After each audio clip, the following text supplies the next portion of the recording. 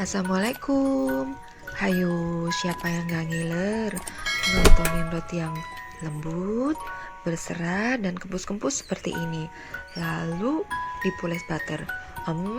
Yummy. Roti ini saya ulen pakai tangan saja loh, tapi hasilnya empuk, menul-menul, walau tanpa bahan pelembut dan bread improver. Roti jadul ini dibuat dengan bantuan bahan biang atau starter, baru kemudian diproses dengan adonan rotinya.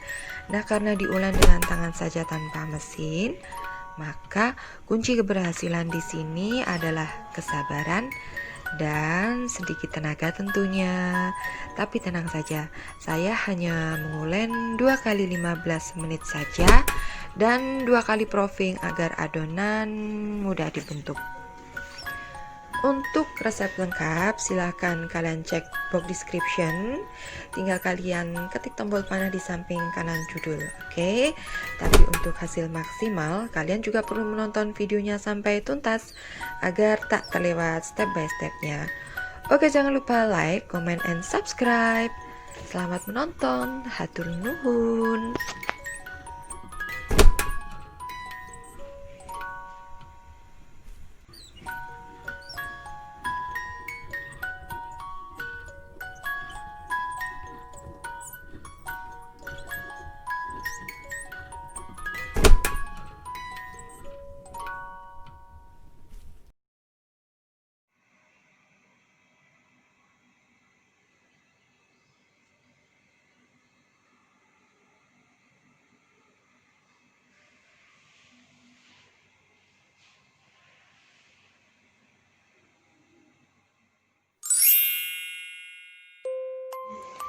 Nah, ini bahan-bahan biang yang sudah saya siapkan. Ada 4 macam, ada tepung terigu, gula pasir, ragi instan, dan susu cair. Kemudian kita siapkan bahan rotinya, ada tepung terigu, kuning telur, susu bubuk, ragi instan, garam, susu cair, lalu mentega atau butter atau margarin, dan terakhir ada garam. Nah, ini bahan-bahan rotinya yang akan kita siapkan dengan bahan biang yang sudah kita buat tadi ya. Nah, yuk sekarang kita mulai langkah pertamanya. Langkah pertama adalah kita membuat biang. Kita campur semua bahannya, tepung terigu, gula pasir, lalu masukkan ragi instan. Kita aduk-aduk dengan bantuan spatula sampai tercampur seperti ini. Lalu masukkan susu cairnya. Kita aduk dengan bantuan spatula sampai menjadi adonan yang bergumpal seperti ini. Nah, setelah ini kita diamkan 1 jam. Kita tutup dengan plastik wrap. Kita diamkan 1 jam sampai mengembang, baru kita gunakan.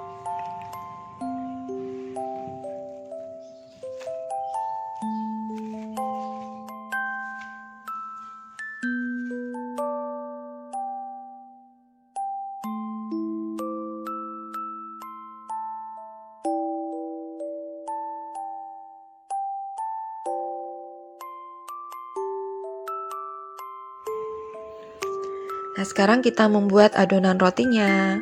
Masukkan semua bahan-bahan keringnya, tepung terigu, susu bubuk, ragi instan. Kita aduk dengan spatula, asal tercampur saja. Kemudian kita masukkan telurnya dan susu cairnya. Nah, setelah ini kita aduk dengan tangan sampai tercampur semua, sampai adonannya bergerindil ya. Nah, setelah bergerindil seperti ini, masukkan adonan biangnya, lalu kita ulen lagi seperti ini ya. Pokoknya intinya di sini harus sabar. Oke. Nah, setelah tercampur seperti ini, adonan tidak menempel lagi pada baskom, kita pindahkan ke alas kerja kita.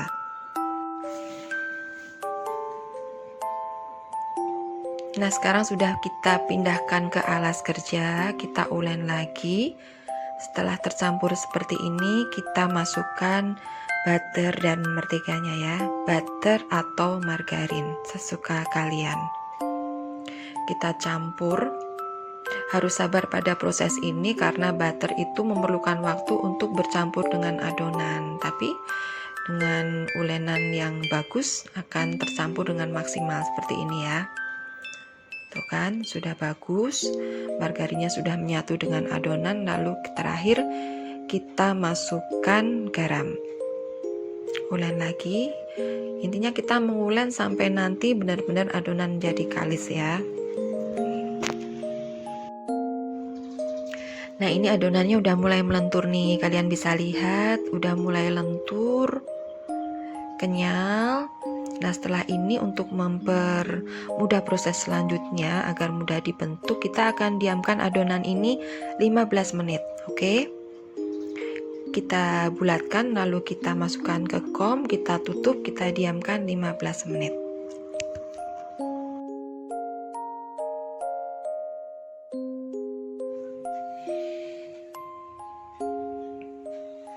Nah, ini adonan setelah kita resting 15 menit. Hasilnya adonan sudah mengembang, lebih lembut, lebih empuk, dan memudahkan kita untuk mengulen lebih lanjut. Jadi kita nggak perlu ngoyo-ngoyo untuk mengulennya, karena dengan resting ini sudah cukup membantu kita membuat adonan secara otomatis lebih empuk dan lebih lembut. Nah, sekarang kita lanjut mengulen lagi sampai adonan benar-benar kalis elastis dan membentuk membran tipis. Itu artinya glutennya sudah terbentuk dengan sempurna.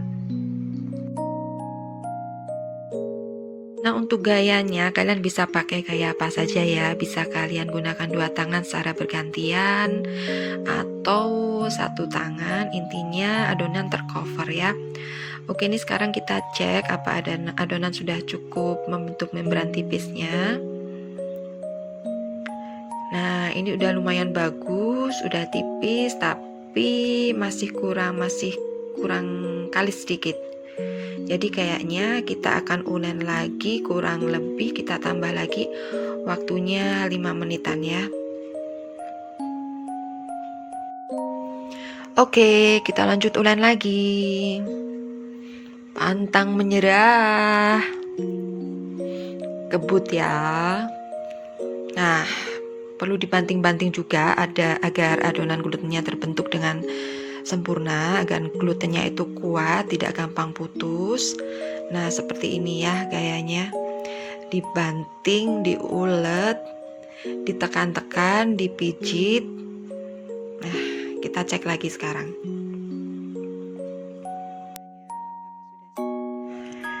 Nah, kita cek lagi ya tingkat kemolorannya. Apakah sudah cukup kuat? Kita tarik-tarik.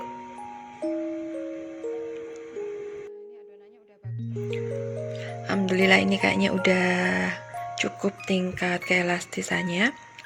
Ditarik-tarik udah tipis, udah kelihatan membran tipisnya ya. Ini artinya glutennya sudah terbentuk dengan sempurna dan sekarang siap untuk dibentuk. Yuk, langsung kita timbang-timbang yuk.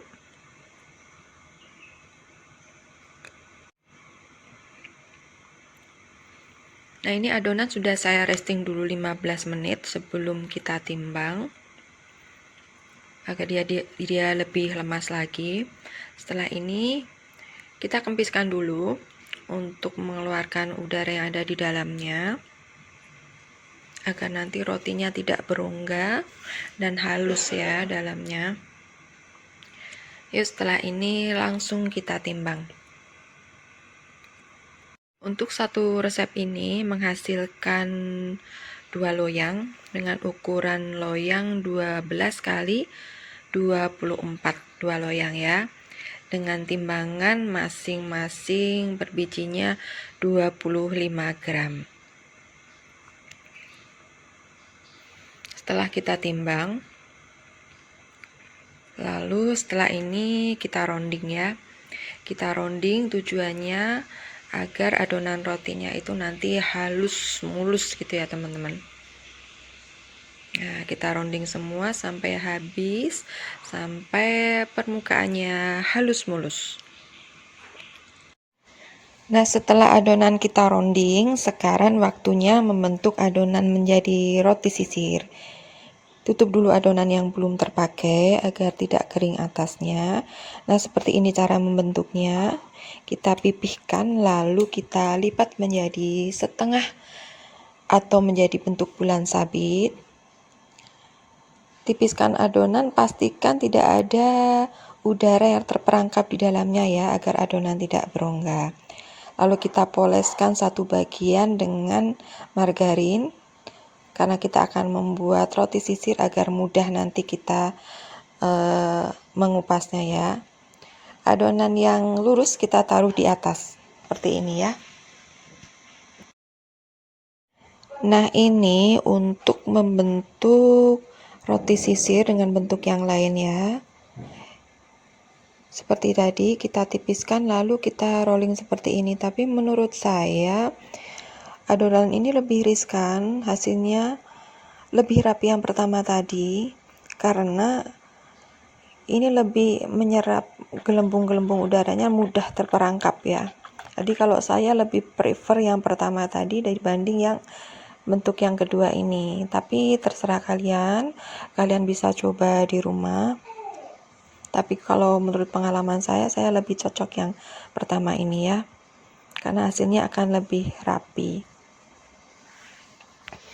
Oke, sekarang kita selesaikan semuanya sampai habis.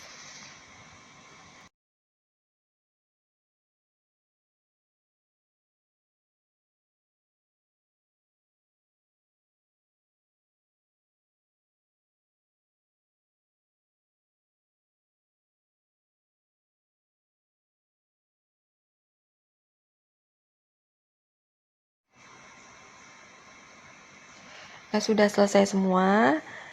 Sebelum dimasukkan atau sebelum kalian proofing, bisa kalian rapikan. Mungkin ada yang terlalu berdempetan atau yang terlalu renggang. Nah, setelah ini kita proofing dulu. Tergantung cuaca ya, bisa 1 jam atau 2 jam. Yang penting sudah naik 2 kali lipat ya. Oke, sudah selesai semua, sudah kita rapikan, lalu kita tutup dan kita proofing. Setelah itu tinggal tunggu matang.